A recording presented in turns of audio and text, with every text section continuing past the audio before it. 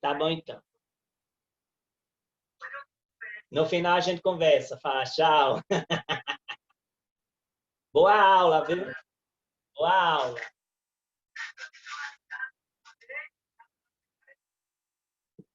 Então, vamos lá, gente. Deixa eu abrir aqui. Deixa eu ver qual é. Nono ano. 20 minutos da leitura do livro de ciências. Cadê João Vitor? Cadê? Gustavo, qual é o assunto, Gustavo?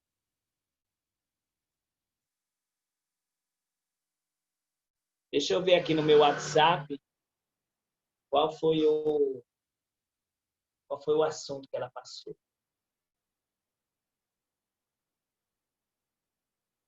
A Kézia. Ela passou sobre íons, cátion, camada, ligação iônica. Deixa eu ver onde é que fala sobre isso. Deixa eu ver aqui onde é que fala sobre isso. Evolução, origem, espécie, biodiversidade, Professor, átomos, elementos, eu acabei de fazer um negócio aqui que eu percebi agora. Quer que eu fizesse errado, menino? Não tem a atividade de ciências que o senhor passou? Sim. Eu fiz ela toda, só que a minha matéria de ciências tinha acabado. Aí eu peguei uma folha e destaquei para fazer o resto do negócio. Aí eu fiz até a sexta questão e a folha eu perdi, eu não sei onde tá a outra folha. Mas aí eu respondi a sexta e as outras questões, só não sei onde tá as outras. Aí a gente vai ler na página 102. Aí depois você faz, viu? Aí eu sei que ela tá pedindo esses exercícios, aí depois você vai postar lá. Página aqui, o capítulo aqui. Deixa eu só tô carregando aqui para ver. Achei, acabei de achar. Achou? Achei, tava embaixo da cama. É. Tem dinheiro embaixo da cama também? Queria que tivesse. Certo. Capítulo 2. Elementos químicos. Capítulo 6. Ó, vou passar para vocês. Aí vocês vão ler, certo? Vai ler aqui.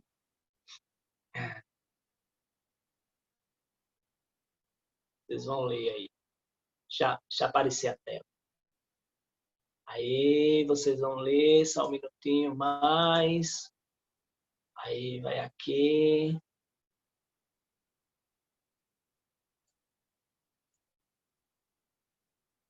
Pronto, vamos lá. Então, Davi, começa a ler aí os elementos químicos, a partir da 112. É isso aí que tá embaixo da foto, né? Observando a figura 6.1. Certo. Observando a figura 6.1, você pode ver que representações de objetos luminosos feitas com lâmpadas de neon que podem conter um gás chamado neônio. Assim como os outros gases chamados gases nobres ou raros, o gás neônio produz cores quando é atravessado por uma corrente elétrica devido à interação entre a energia e os átomos. Para compreender esse e outros comportamentos da matéria, neste capítulo você vai estudar como se deu a evolução dos modelos atômicos construídos por cientistas, a estrutura atômica e os elementos químicos da tabela periódica. Pronto, aí eu vou passar aqui, vou pedir para Arthur ler. Arthur, lê aí a história dos modelos atômicos. Tá, pera que tá ficando aqui.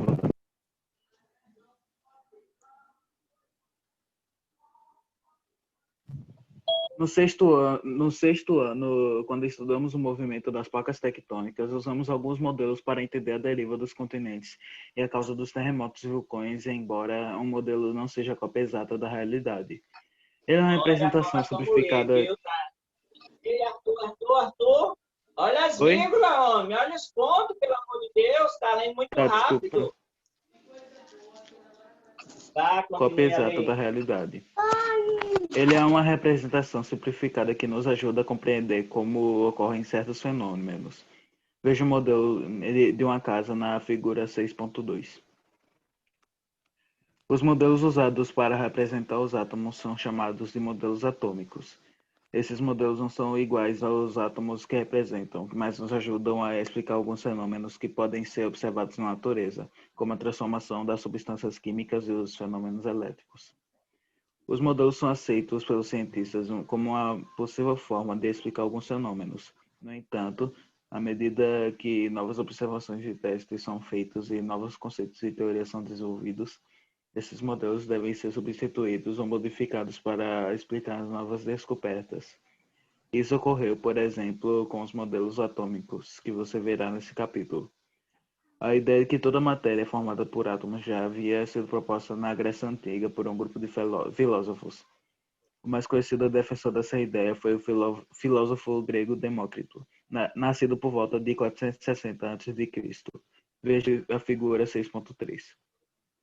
Ao responder à pergunta de que é formada a matéria, o Demócrito afirmou que todos os corpos podiam ser divididos em partículas cada vez menores, até chegar no átomo, que não poderia ser mais dividido e o átomo seria, portanto, a menor parte da matéria. Muito tempo depois da proposição de Demócrito, a partir do século XVI, durante o período conhecido como experimentos que levaram à hipótese de que a matéria era formada por átomos. Essa teoria ganhou força entre os cientistas e filósofos, como veremos a seguir.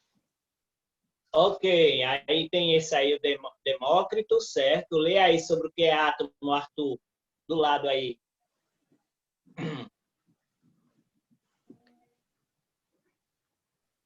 Átomo, do grego átomos, aquilo que não pode ser cortado ou medido. Lê aí sobre as teorias científicas. Arthur. O seu estava mutado, entendi.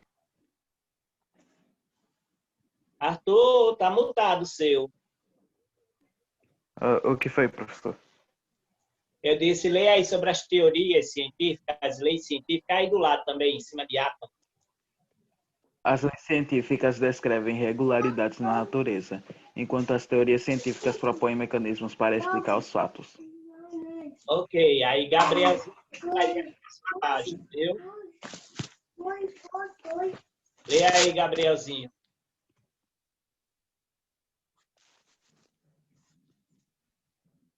Gabriel, Abraão, Aragão. Lê Tá aí. aqui não, professor. Só tá o Gabriel Abraão. É Abraão, é Modelo atômico de Aragão. Dalton? Não, é o de É cima. Abraão, professor. É Aragão, né não? É Abraão, professor. Pois eu sempre acreditei que é. Tá bom, deixa eu falar. Desculpa. Não sei porque, mas o senhor cismou que meu nome é Aragão. Não, viu? Aí, imagens do átomo. Vamos lá, Gabrielzinho.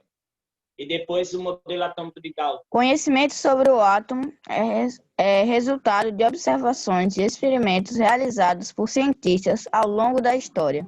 Esse conhecimento está sempre se modificando, à medida que novas descobertas são feitas e novas tecnologias são desenvolvidas. Hoje em dia, existem equipamentos, como os microscópios de tunelamento, que fornecem imagens de átomos sobre a superfície de um material. Não são fotografias, tais como as que tiramos de pessoas ou de paisagem, mas imagens produzidas por computador, a partir de sinais eletrônicos, vindos do microscópio de tunelamento. Na figura 6.4, você pode ver uma dessas imagens. Modelo atômico de Dalton. Tem aí. Ao longo do tempo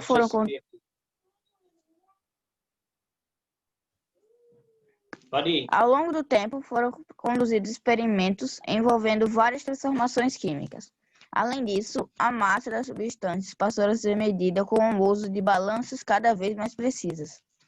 Essas medidas indicavam, por exemplo, que a massa da substância se conservava em uma transformação química, como veremos no capítulo 8. Em 1803, o cientista inglês John Dalton elaborou um modelo atômico para explicar o comportamento dos gases e os resultados das medidas da massa das substâncias durante as transformações químicas. De acordo com o modelo atômico proposto por Dalton, os átomos seriam como pequenas esferas invisíveis que não podiam ser divididas. Essas partículas não poderiam ser quebradas em partes menores, nem criadas ou destruídas. Veja a figura 6.5. Com base no resultado de seus experimentos, Dalton também concluiu que toda matéria é formada pela associação de átomos e que os átomos não são todos iguais. Uma barra de ferro, por exemplo, é formada por um tipo de átomo diferente do átomo que se encontra em uma barra de ouro. Concluiu ainda que, uma transformação química, os átomos que formam as substâncias se recombinam entre si, dando origem a novas substâncias. Essas e outras afirmações formam a teoria atômica de Dalton. Essa teoria explicava uma série de observações, como compressibilidade dos gases e as proporções fixas com que substâncias se combinam numa transformação química, como veremos no capítulo 8. No entanto, a teoria de Dalton não explicava como os átomos se ligavam uns com os outros. Quando novos estudos sobre os fenômenos elétricos foram realizados e descobriu-se a existência de partículas menores que o átomo, os cientistas passaram a realizar outros experimentos para propor novos modelos atômicos, como veremos a seguir. Ok, então aí ó, já vê essa representação de átomos, segundo o modelo atômico de Dalton, de acordo com John Dalton, os átomos seriam as pequenas esferas indivisíveis, representados da cor de rosa, átomos são partículas submicroscópicas. Aí, o modelo atômico de Thomson, deixa eu ver quem é que vai ler aqui. Davi, lê aí, Davi. Deixa eu ler, botar aqui como é. Na Grécia já se sabia que os pedaços de âmbar, uma resina fóssil proveniente de uma espécie de pinheiro, atritados em peles de animais, podiam atrair objetos leves. Alguns séculos mais tarde, a causa dessa atração foi chamada de eletricidade. Você estudou esse assunto no 8º ano. No final do século XIX, uma série de experimentos que investigavam a natureza elétrica da matéria revelou que os átomos apresentam cargas elétricas positivas e negativas. Essa constatação explicava as observações gregas sobre o âmbar. Em 1897, o físico inglês Joseph John Thomson, que nasceu em 1856 e morreu em 1940, comprovou a existência de partículas de cargas negativas nos átomos. Essas partículas foram posteriormente chamadas de elétrons. Thomson sabia que os átomos eram eletricamente neutros, ou seja, apresentavam as cargas totalmente nulas. Como o elétron era negativo, ele supôs que deveria haver uma carga positiva no átomo que anulava a carga negativa. O átomo, segundo Thomson, seria formado por elétrons mergulhados em uma esfera com cargas positivas. Ou seja, os átomos não seriam indivisíveis, como supôs Dalton. Veja a figura 6.6. Mais tarde, outros cientistas descobriram os prótons, que são partículas com cargas positivas. Naquela época, eles achavam que os prótons e os elétrons estavam espalhados pelo átomo, mas novamente, uma série de experimentos levou os cientistas a mudar de ideia e a reformular o modelo de Thomson. Ok. Aí, João Vitor, lê o modelo de Bohr e de Rutherford. Deixa eu ver aqui. Sim, é o modelo de Thomson aí, viu? Representação do modelo atômico de Thomson, elementos representados em tamanhos não proporcionais entre si, cores, fantasia. Aí, Joãozinho, lê aí para mim os modelos atômicos de Rutherford e de Bohr. Certo, professor. Novos fenômenos observados na natureza e novos conceitos levaram a uma modificação no modelo de Thomson. No final da década de 1890, cientistas independentes verificaram que alguns átomos emitiam partículas naturalmente. Esse fenômeno foi chamado de radioatividade pela cientista polonesa Marie Curie. Marie Curie. É isso mesmo. E sua compreensão levou à construção de um novo modelo para o átomo. Um dos experimentos que permitiu a construção do novo modelo foi realizado pelo cientista neozelandês Ernest Rutherford e colaboradores. O experimento consistia no bombardeamento de partículas com carga elétrica positiva em uma finíssima folha de ouro, com cerca de 0,0001 milímetro de espessura. As partículas eram emitidas por um elemento radioativo. Rutherford verificou que a maioria das partículas atravessava a folha de ouro sem sofrer desvios, enquanto algumas sofriam grandes desvios, chegando até a ser refletidas. Veja na figura 6.7. Aí deixa eu logo falar para vocês, alunos do 9º ano, que esse assunto vai ser da matéria de Química, porque ciências no 9º ano, no 1º ano, aliás, ela vai ser dividida em Física, Química e Biologia. Quando falar de animais, plantas, essas coisas, vai ser Biologia. Quando falar de elementos químicos e tabela periódica, tudo isso aí, modelos atômicos, tudinho vai ser de Química. Negócio de velocidade, de área, não sei o que, vai ser Física, entendeu? Aí aqui vocês vão ver esse mesmo assunto lá no 1º ano. O modelo atômico de Rutherford era esse: bombardear uma lâmina de ouro, né? E essa tela fluorescente, pequenas faíscas são emitidas no choque com as partículas. Partículas com carga elétrica positiva, né? E ela bateu lá, umas passaram direto, outras foram para lugares totalmente diferentes. Aí a representação esquemática do experimento de Rutherford, elementos representados em tamanhos não proporcionais e cores de fantasia. Aí continua, João. Tá bom. O que poderia causar os diferentes desvios? Rutherford concluiu que havia espaços vazios dentro do átomo e mostrou que, ao contrário do que se pensava, as cargas positivas não estavam espalhadas por todo o átomo, mas concentradas em uma região que ele chamou de núcleo. Com os elétrons à sua volta, as partículas desviadas de sua trajetória eram aqueles que se chocavam contra o núcleo ou que passavam próximo a ele.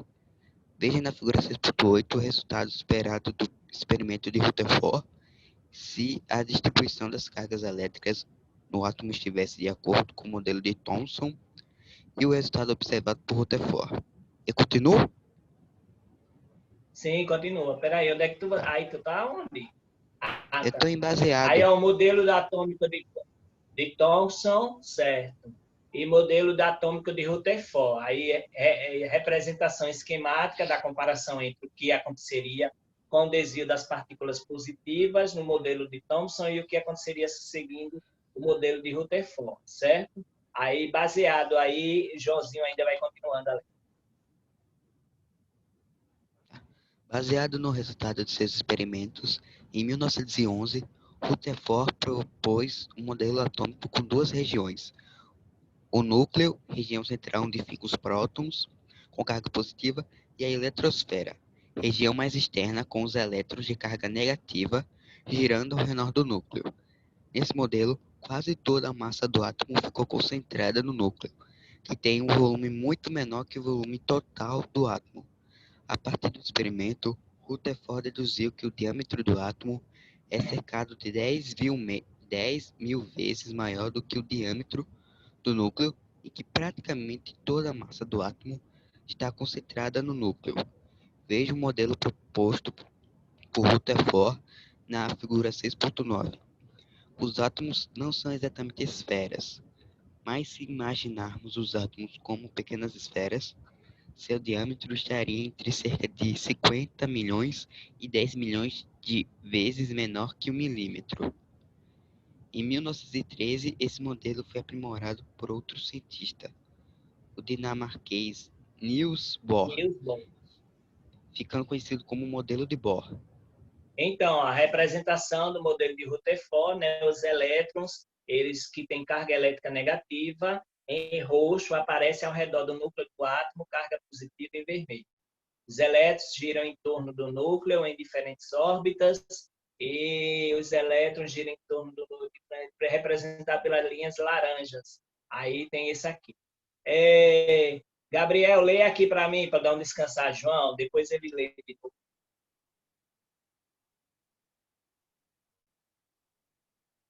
Gabriel, Eu tava falando mutado. Continuo em 1932. não, é lá em cima. Bohr propôs que o elétron... Bohr propôs que o elétron só pode se mover ao redor do núcleo em trajetórias circulares em determinadas camadas ou níveis de energia. O elétron pode passar de um nível mais baixo para outro mais alto quando absorve energia externa. Também pode acontecer o contrário. O elétron perde energia passando de um nível mais alto para outro mais baixo. Quando isso ocorre, o elétron emite energia na forma de radiação eletromagnética, luz visível ou ultravioleta. Veja a figura 6.10. Em Aí, ó. 1932, o cientista inglês James Chadwick descobriu outra partícula atômica que foi chamada de nêutron. Essa partícula não apresenta carga elétrica e está localizada juntamente com os prótons no núcleo atômico. Veja a figura 6.11. Vamos então resumir as principais informações sobre os modelos atômicos que vimos até aqui. O núcleo do átomo contém partículas positivas, os prótons, e partículas sem carga elétrica, os nêutrons. A eletrosfera é a região mais externa do átomo, onde estão os elétrons de carga negativa. Os prótons e os nêutrons têm massas praticamente iguais, aproximadamente 1,7 vezes 10 elevado a 24 negativo grama. Já a massa de um elétron, cerca de 9,1 vezes 10 elevado a 28 negativo gramas. É quase 1.868 vezes menor do que a de um próton, que é aproximadamente a relação que existe entre a massa de um pequeno pássaro e a de um ser humano adulto. Quase toda a massa do átomo fica concentrada no núcleo. Veja a figura 6.12, que mostra um resumo da evolução dos modelos atômicos. O de Dalton, que é só o átomo, o de Thomson, que é o átomo com os elétrons, o de Rutherford e o de Bohr. Isso mesmo. Aí, cada um fazendo o melhoramento da teoria, né? Continue. Os modelos de Rutherford e Bohr podem ser usados para explicar várias propriedades químicas da matéria. No entanto, novos experimentos levaram os cientistas a modificar o modelo atômico mais uma vez. Após o descobrimento de novas partículas, hoje se sabe, por exemplo, que prótons e nêutrons são formados por partículas ainda menores, os quarks. Entretanto, para compreender o modelo atômico atual, são necessários conhecimentos em matemática e física ainda mais aprofundados. Você viu que, ao longo da história das ciências, o modelo ou uma teoria científica aceita em determinada época, às vezes se torna insuficiente para explicar certos fenômenos e acabam sendo substituídos por novos modelos ou teorias. Mas as teorias e os modelos antigos podem continuar sendo usados, dentro de certos limites, para explicar determinados fenômenos, por serem mais práticos, fáceis de visualizar e de compreender. Os modelos de Rutherford e Bohr continuam sendo utilizados para fins didáticos. Continuem os ânions e cátions. Sim, continue, porque aí é o que a professora já perguntou hoje, viu? Eu lembro. Em um átomo neutro, o número de elétrons, cargas negativas, é igual ao de prótons, cargas positivas. Portanto, em um átomo neutro, a carga elétrica total é zero. Em certas condições, o átomo pode ganhar ou perder elétrons, deixando de ser neutro. Nesse caso, passa a ser chamado íon. Quando um átomo neutro ganha um elétron, ele fica com carga total negativa. O íon formado é chamado ânion. Quando o átomo neutro perde um elétron, fica com carga total positiva, já que passa a ter um próton a mais que o número total de elétrons. O íon formado é chamado cátion. A figura 6.13 representa a transformação de um átomo de lítio, cujo o símbolo é Li, em um cátion pela perda de um elétron, passando a ser representado por Li. E tem um símbolo, mas eu não consigo ver porque a minha película está rachada em cima. Li, A figura também. Li+. A figura também representa a transformação de um átomo de flúor, cujo símbolo é F, em um ânion pelo ganho de um elétron, passando a ser representado por F-. Os íons devem ser sempre representados pelo símbolo do elemento químico, que estudaremos nesse capítulo, acompanhado de sua carga elétrica. Então, aí Aí nós tem temos... um átomo com 3 elétrons e 3 Aí ela prótons, que é o átomo de perguntou, lítio. a professora perguntou aqui, ó, defina íons, defina cátions, certo? Aí íons, você sabe muito bem que íons, aí deixa eu ver aqui.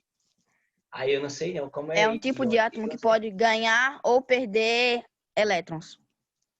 elétrons, né? Então é isso aí. Faz muito tempo que eu vi isso aí, né? Eu não sei nada, quase nada de ciências. Aí o cátion é o quê? O cátion é um íon Cátion, que perdeu um elétron. então, aí ela pediu isso aí, viu? Agora vamos para lá, ó. Esse elemento aqui, ela falou ali, né? Aí tem esses modelozinhos aqui, ó, a camada 3 elétrons, 3 prótons, certo? Tem aí o átomo de flúor e o outro é o átomo de lítio. Aí agora número de massa e número de atômicos. Vamos aí. Eu continuo lendo? João, você dá uma pausinha para você. Vai dar. Vai ser João, aí depois vai você, na organização dos átomos. Vamos lá. Eu começo agora?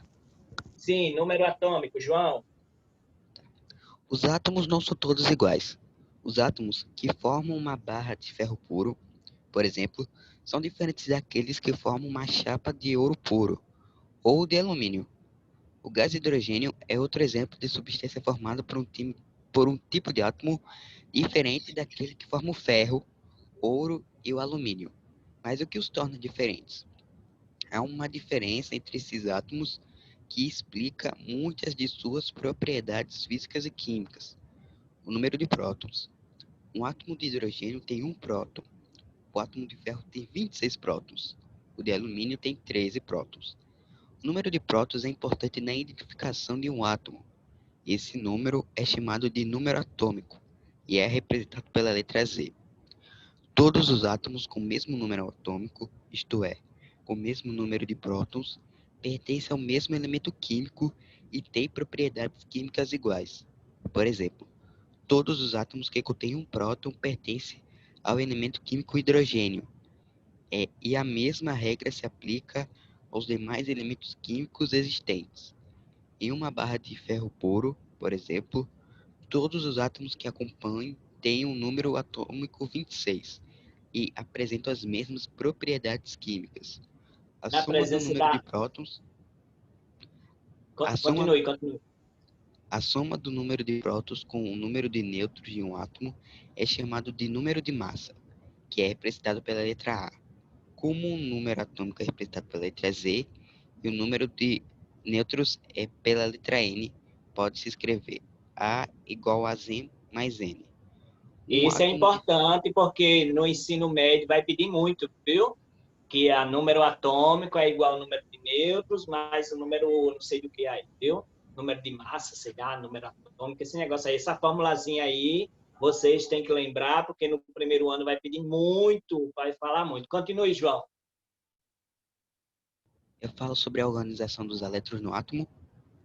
Continue, vai. E aí o Gabriel lê o restante, lá no final. Tá. No modelo de Rutherford e Bohr, os elétrons giram em torno do núcleo de um átomo em diferentes órbitas. Essas órbitas têm raios diferentes, isto é, estão a distâncias variadas do núcleo. O conjunto de órbitas que estão a uma mesma distância do núcleo é chamado de camada eletrônica ou nível de energia. Observe o quadro da figura 6.14. As camadas eletrônicas são identificadas pelas letras K, L, M, N, O, P e Q. A primeira camada, a camada K, é a mais próxima do núcleo. A camada Q é a mais distante. Uma camada eletrônica pode ter mais de um elétron, mas existe um número máximo de elétrons que cada uma delas é capaz de suportar. Pronto, Aí professor. você tem aí a camada, número máximo de elétrons, por exemplo, a camada do K só tem 2 elétrons, então, quando for distribuir esses números, essa K só pode ter 2.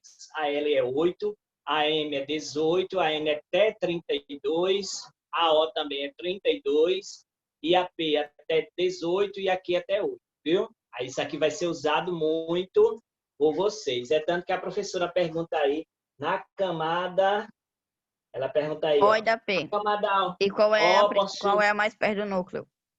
Ela qual é a mais pergunta perto? quanto suporta a O, quanto suporta a B, a P e qual é a mais perto do núcleo. Essa parte perto do núcleo é mais aprofundada, eu não sei não. Tá na Olha, ordem. A K é mais perto, a L, M, aí vem as e outras. então quer A dizer que K ela é é mais assim, né? perto, aí a Ela é L, para cima, M. né? Lembra do É igual no PET na futebol, hora. não é o núcleo, aí um monte de círculo ao redor. Tá Cada um certo. desses círculos ao redor é uma camada. Então tá certo. Aí, então, a mais perto é a K, né? É. Então, vamos lá. Continuando aqui, o hélio tem 2 elétrons e, por essa razão, tem apenas a camada K preenchida. Já o lítio tem 3 elétrons, tem a camada K e um elétron na camada L, para formar 3. Quanto maior o número de elétrons do átomo, mais camadas eletrônicas preenchidas ele terá, certo? A distribuição dos elétrons, Gabriel vai ler aí. Continue aí, Gabriel.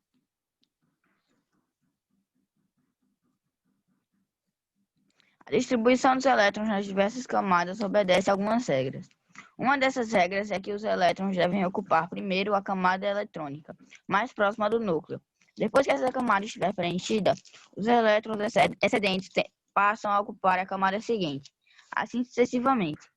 Há outra regra que diz que a última camada de um átomo não pode ficar com mais de 8 elétrons. E se for a chamada K, não pode ter mais de 2 elétrons. Veja, por exemplo, a distribuição de elétrons do elemento sólido Na de número atômico 11. Pronto, aí tem aí, ó, K2, L8 e M1, que vai dar 11, certo? Aí tem aí a representação. Agora vamos organizar os elétrons de um átomo com um número maior de elétrons. Por exemplo, o césio, que é 55. O K vai dar 2, o L vai dar até 8, né? E M vai dar 18. Aí vamos ver como os elétrons restantes são distribuídos nas camadas seguintes. O primeiro impulso nos leva por 27 elétrons na camada N, que comporta até 32. No entanto, como nesse caso ele acabaria sendo a última camada, não poderia ter mais do que 8 elétrons. Por isso, utilizamos mais camadas. A camada N deixa de ser a última e fica com 18, que entre as quantidades máximas de todas as camadas é a quantidade mais próxima de 32. Ficam faltando ainda 9 elétrons para distribuir. Eles não podem ficar todos na mesma camada, na camada O, no caso, pois eles seria a última. E, segundo a regra, a última camada pode ter, no máximo, 8 elétrons. Então, a camada O fica com 8 elétrons e a camada P com 1 elétron. Aí fica desse jeito aí, viu? Aí os elementos químicos. Lê aí para mim, João Vitor. Oxe, eu queria ler agora. Então, leia, Marco, você chegou atrasado, viu? Porque já está no amém da aula, que só faltam 3 minutos para terminar. Lê aí, Eu Marco, cheguei para agora salvar não, sua aula. faz tempo já que cheguei. Deixa de conversa. Deixa de conversa. Foi. Quem mente é filho do Satanás, João 8,44, viu? Eu tô mentindo não, Marcurido. Tá. E como eu não vi você olha, aqui não, viu? Escute, deu 10 minutos de aula, eu cheguei, ó. Eu não vi isso, não. Tá bom, veja a gravação então. Vai Do lá, vídeo. então. Vai lá, lê aí, Marco. Deixa de conversa, deixa de lorote. Tá certo. Os elementos químicos, simbora. De acordo com os dados da IUPAC, União Internacional de Química Pura e Aplicada, de 2016, são conhecidos 118 elementos químicos, mas somente 92 ocorrem naturalmente na Terra. Alguns foram produzidos em laboratório nos acelerados de partículas, que provocam violentos choques de partículas eletricamente carregadas contra os átomos já existentes, ou ainda pela colisão de átomos existentes. Veja as figuras 6.16 e 6.17. Em geral, os elementos químicos formados dessa maneira são instáveis durante duram pouco e logo se transformam em outros elementos. Pronto, Marconi. Mas, Leia essa partezinha aí para terminar. E aí a gente vai... Eu vou mandar o segundo link, que é o da aula de inglês. tá certo, ligeiro. Cada elemento químico é representado por um símbolo, formado por uma ou duas letras que, em geral, compõem o nome em grego ou em latim do elemento. Vou mandar o link agora, viu? Sétimo ano. Vou mandar... A letra S, por exemplo, é o símbolo do enxofre.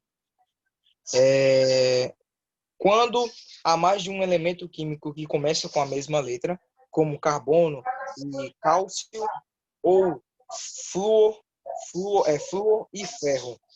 Um deles representado com duas letras. Por exemplo, carbono é C e cálcio é Ca. Flúor é F e ferro é Fe. Nesses casos, a primeira letra é maiúscula e a segunda é minúscula. Aí, ambas de forma. Quando há uma única letra, ela é sempre maiúscula. Nem sempre aparecem as duas letras iniciais do nome. O símbolo PT identifica a platina, ZN, o zinco, e PB, que é Paraíba, tô brincando, o chumbo. Não, Aí, é plumbum. Eu sei, eu tô brincando. Aí do latim, plumbum é? Plumbum. Certo. Pronto. Já terminou já, Marconi? Pronto, vai terminar a aula, a gente já está encerrando. Aí eu vou mandar o link de inglês agora, viu? Tá certo. Tchau, galerinha!